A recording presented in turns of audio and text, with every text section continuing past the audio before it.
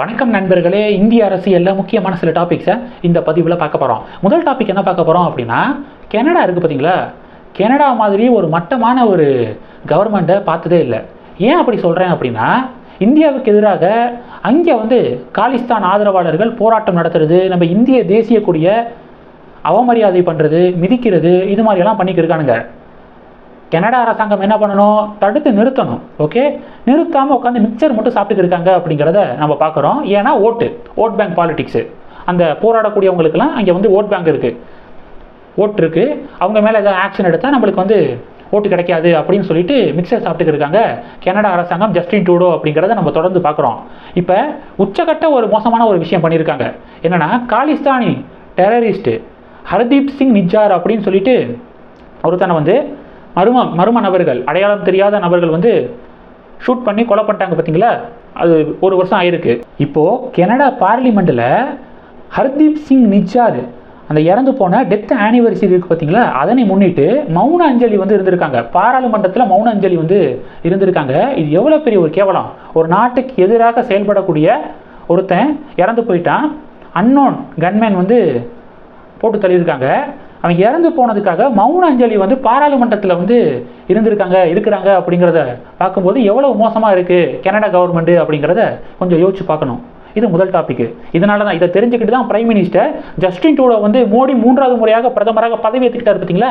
அதுக்கு வாழ்த்து சொல்லும்போது மோடி என்ன தெரியுமா சொன்னார், நீங்கள் எந்த அளவுக்கு எங்களுக்கு ரெஸ்பெக்ட் கொடுக்குறீங்களோ அதுக்கு தகுந்த மாதிரி தான் நாங்களும் மியூச்சுவல் அண்டர்ஸ்டாண்டிங் முறையில் தான் நாங்களும் நாங்கள் செயல்படுவோம் அப்படின்னு மோடி அவர்கள் சொல்லியிருந்தார். ஓகே, இப்படி தான் பதிலடி கொடுக்கணும். ஒன்று. ரெண்டாவது டாபிக் என்ன பார்க்க போகிறோம் அப்படின்னா, கர்நாடகா காங்கிரஸ் அரசாங்கம் தேர்தலுக்கு முன்பாக ஏகப்பட்ட வாக்குறுதிகளை கொடுத்துட்டாங்க. இலவச வாக்குறுதிகளை கொடுத்துட்டாங்க. ஆட்சிக்கு வந்ததுக்கப்புறம் அதை செய்ய முடியலை. என்ன பண்ணியிருக்காங்க, பெரிய ஒரு நிதி பிரச்சனை. என்ன பண்ணணும், செஞ்சு ஆகணுமா. அதனால் என்ன பண்ணிட்டாங்கன்னா, இப்போ தான் பெட்ரோல் டீசல் மீதான வரியை கூட்டினாங்க. 3 ரூபா 50 பைசா கூட்டினாங்க.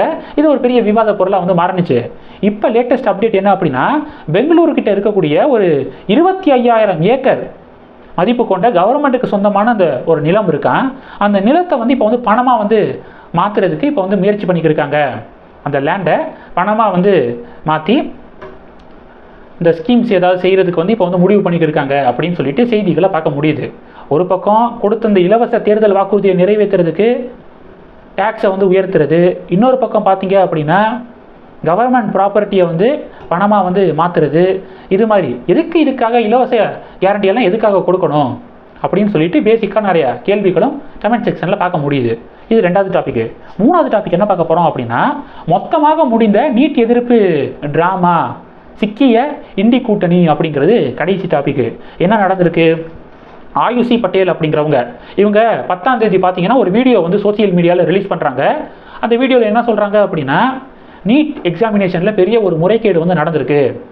எப்படிப்பா நடந்திருக்கு அப்படின்னா, அவங்களுடைய அந்த ஆன்சர் சீட் இருக்குது பார்த்தீங்களா, OMR ஷீட்டு, அது கிழிஞ்சிருக்கு. அது மட்டும் இல்லாமல் அந்த கரெக்ஷனில் ஏகப்பட்ட ஃபால்ஸ் இருக்குது. எனக்கெல்லாம் பார்த்தீங்கன்னா 715 மார்க் வர வேண்டியது, ஆனால் 335 தான் போட்டிருக்காங்க அப்படின்னு சொல்லிட்டு ஒரு குற்றச்சாட்டை முன்வைக்கிறாங்க. சோசியல் மீடியாவில் ஆயுஷி பட்டேல் அப்படிங்கிற ஸ்டூடெண்ட், அவங்க இந்த நீட் எக்ஸாமினேஷன் எழுதின மாணவி, குற்றச்சாட்டை முன்வைக்கிறாங்க. இதை உடனே திமுகவினர் சரி, காங்கிரஸ் கட்சியை சேர்ந்தவர்கள் சரி, பிரியங்கா காந்தி இருக்காங்க பார்த்தீங்களா, அவங்க தான் ஃபஸ்ட்டு ஆரம்பித்து வச்சது. அவங்க ஒரு பதிவு போட்டு என்ன நடந்துருக்கு, நீட் தேர்வுக்கு எதிராக பாருங்கள், இந்த கேண்டிடேட் சொல்கிறத பாருங்கள் அப்படின்னு சொல்லிட்டு அவங்க ஆவேசமாக கொந்தளிக்க இந்த விவகாரம் நாடு ஃபுல்லாக பேசக்கூடிய ஒரு பேசு பொருளாக மாறிடுச்சு. இப்போது ஆயுஷி பட்டேல் என்ன பண்ணியிருக்காங்கன்னா, நீதிமன்றத்துக்கு போயிருக்காங்க. நீதிமன்றத்துக்கு போய் OMR ஷீட் இருக்குது பார்த்தீங்களா, அந்த OMR ஷீட்டு கிழிஞ்சிருக்கு. அது மட்டும் இல்லாமல் அந்த வேல்யூவேஷன் பண்ணதில் நிறைய முறைகேடு இருக்குது. அதனால் மேனுவல் வேல்யூவேஷன் பண்ணணும் அப்படின்னு சொல்லிட்டு கோர்ட்டுக்கு போயிருக்காங்க. கோர்ட்டு இதை ஆய்வு பண்ணி NTA இருக்காங்களே, நேஷ்னல் டெஸ்ட் அகாடமி இருக்காங்களா, தேசிய தேர்வு முகாம் இருக்காங்க பார்த்தீங்களா, அவங்க என்ன பண்ணிட்டாங்க அப்படின்னா, ஒரிஜினல் அந்த ஆயுஷி பட்டேல் அவர்களுடைய ஆன்சர் ஷீட்டை எடுத்துகிட்டு வந்துட்டாங்க. பார்த்துக்கோங்க, இதுதான் ஒரிஜினல் ஆன்சர் ஷீட்டு. எங்கேயாவது கிழிஞ்சிருக்கா, OMR ஷீட் எங்கேயாவது கிழிஞ்சிருக்கா, இதுதான் ஒரிஜினல். அவங்க ஃபேக்கான ஒரு இதெல்லாம் தயாரித்து கொண்டு வந்திருக்காங்க அப்படின்னு சொல்லிட்டு செக்கை வச்சுட்டாங்க. அதை ஆய்வு செஞ்ச நீதிபதிகள் என்ன தெரியுமா சொல்லியிருக்காங்க, அந்த ஆயுஷி பட்டேல் கொண்டு வந்த அந்த டாக்குமெண்ட்ஸ் எல்லாம் ஃபோர்ஜ்டு டாக்குமெண்ட்ஸ், போலியான ஆவணங்கள். அதனால் அவங்களுக்கு எதிராக ஆக்ஷனை வந்து எடுக்கிறதுக்கு அனுமதி வந்து நாங்கள் கொடுக்குறோம். நேஷனல் டெஸ்டிங் ஏஜென்சி, தேசிய தேர்வு முகமை அந்த ஆயுசி பட்டியலுக்கு எதிராக ஆக்ஷன் எடுக்கணும் அப்படின்னா நீங்கள் வந்து எடுத்துக்கலாம் அப்படின்னு சொல்லிட்டு இப்போ அலகாபாத் நீதிமன்றம் இப்போ அனுமதி கொடுத்துருக்காங்க, உத்தரவை பிறப்பிச்சிருக்காங்க அப்படிங்கிறத பார்க்குறோம். அது மட்டும் இல்லாமல் ஆயுசி பட்டியல் இருக்காங்க பார்த்தீங்களா, ஓகே, இதெல்லாம் தெரிஞ்ச உடனேயே ஆயுசி பட்டியலுடைய வழக்கறிஞர் சரி நாங்கள் போட்ட வழக்கை வந்து நாங்கள் வந்து வாபஸ் வாங்கிக்கிறோம் அப்படின்னு சொல்லிட்டு வல்ட்டி அடிச்சிருக்காரு. அந்த கேஸை வந்து தள்ளுபடி பண்ணிட்டாங்க அப்படிங்கிறத பார்க்குறோம். ஒரு படத்தில் வடிவேல் வந்து எனக்கு பப்ளிசிட்டி வந்து வேணும்டா அப்படின்னு வந்து சொல்லும்போது சரத்குமார் வந்து ஏதோ ஒரு ஐடியா கொடுப்பாரு பார்த்தீங்களா, அது மாதிரி இப்போ அந்த ஆயுசி பட்டியல் வந்து என்ன பண்ணியிருக்காங்கன்னா விளம்பரம் வேணும் அப்படின்னு சொல்லிட்டு நினச்சி இது மாதிரி ஃபேக்கான போலியான ஆவணங்களை வந்து பயன்படுத்தி இப்படி நீட்டுக்கு எதிராக இப்படி ஒரு அலிகேஷன்ஸை வந்து முன் வச்சிருக்காங்கன்னு நினைக்கிறேன். உடனே இந்தி கூட்டணி பார்த்தீங்கன்னா நீட்டுக்கு எதிராக யாராவது ஒரு தும்முனா போதும் டக்குன்னு வந்து இந்திய கூட்டணி வந்து பிடிச்சிக்குவாங்க. அது உண்மையா பொய்யா இல்லை ஃபேக்கா அப்படிங்கிறதெல்லாம் ஆய்வு பண்ணி பார்க்க மாட்டாங்க. பிரியங்கா காந்தி அவர்கள் கொந்தளிக்க பிரியங்கா காந்தி அவர்களை ஃபாலோ பண்ணி ஒட்டுமொத்த இந்திய கூட்டணியில் இருக்கக்கூடிய கட்சிகள் திமுகவினர் எல்லாமே சரி கொந்தளிக்க இது பெரிய ஒரு பேசு பொருளாக வந்து மாறினுச்சு. இப்போ பார்த்தீங்கன்னா அலகாபாத் நீதிமன்றம் ஒரு பெரிய ஒரு கொட்டு வந்து வச்சிருக்காங்க. இதை நம்ம பார்க்க முடியுது. ஓகே, இப்போ இந்த நிலைமையில் காங்கிரஸ் கட்சி பார்த்தீங்கன்னா வர 21ஆம் தேதி ப்ரொட்டஸ்ட்டை வந்து அறிவிச்சிருக்காங்க. நீட்டுக்கு எதிராக ப்ரொட்டஸ்ட்டு, நீட் தேர்வில் குளறுபடி வந்து நடந்திருக்கு அப்படின்னு ப்ரொட்டஸ்ட்டை வந்து அறிவிச்சிருக்காங்க. ஆக்சுவலாக சில இடங்களில் நீட் தேர்வுக்கு எதிராக முறைகேடு வந்து நடக்குது, முன்கூட்டியே வந்து இந்த கொஸ்டின் பேப்பர் வந்து லீக் ஆயிடுச்சு அப்படின்னு சொல்லிட்டு சில இடங்களில் வந்து இது மாதிரியான குற்றச்சாட்டுகள் முன்வைக்கப்படுது. அதுக்கு ஸ்ட்ரிக்டான ஆக்ஷன் வந்து எடுக்கணும். இப்போது நான் வந்து படிக்கும்போது 10th 12th படிக்கும்போது சில சமயங்களில் கொஸ்டின் பேப்பர் லீக் அப்படின்னு சொல்லிட்டு சில செய்திகள்லாம் நம்ம பார்த்துருப்போம். அதுக்காக 10th 12th வேண்டாம் அப்படின்னு சொல்ல முடியுமா? நீட் தேர்வில் சில முறைகேடு நடக்கிறதுக்கு வாய்ப்பு இருக்குது, கொஸ்டின் பேப்பர் லீக் ஆகிறதுக்கு வாய்ப்பு இருக்குது அப்படின்னா அதை கடுமையாக தடுக்கணும்.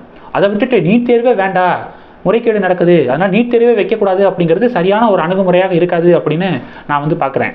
இந்த டாப்பிக்கை பற்றி உங்களுடைய பார்வைகளை மறக்காமல் கமெண்ட் பண்ணுங்கள்.